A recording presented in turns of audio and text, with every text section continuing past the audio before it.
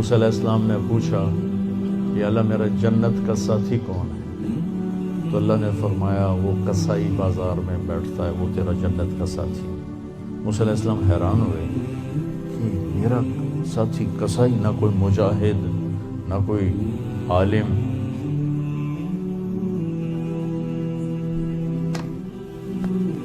بازار گئے تو ایک کسائی بیٹھا ہوا تھا۔ جب اس کے سودا ختم ہو گیا تو گوشت کا ٹکڑا تھیلے میں ڈال کے چل پڑا۔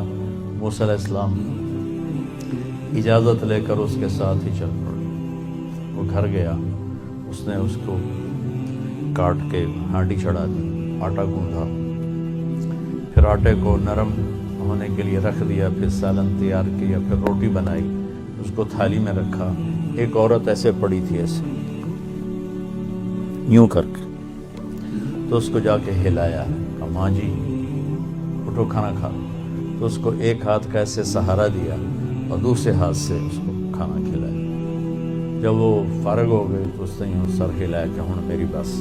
تو اس نے منہ صاف کیا، ان کو لٹایا۔ جب وہ لٹانے لگا تو کچھ بڑبڑائی، دور سے بڑبڑاہٹ ہی تھی۔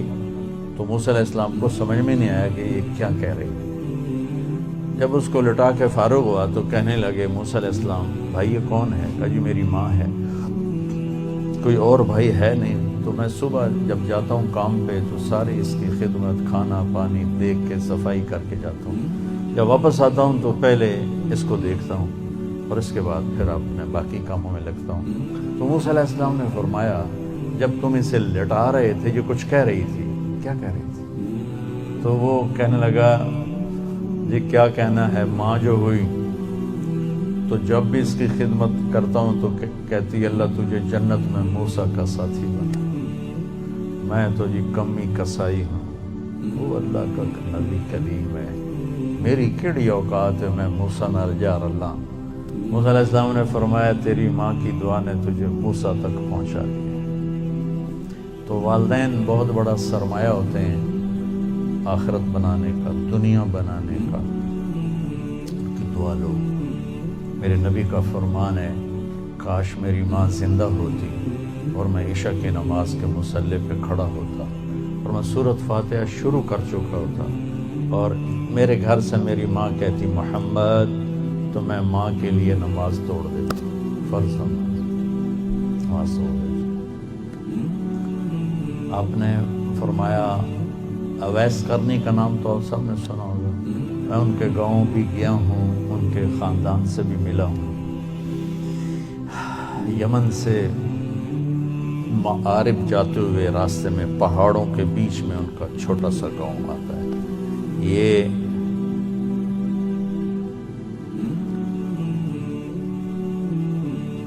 قبیلہ قرن سب کاسٹ تھی اور مراد کی کاسٹ ہے، اصل تھی مراد بڑا قبیلہ، قرن چھوٹا قبیلہ۔ تو قیس بن عامر، تو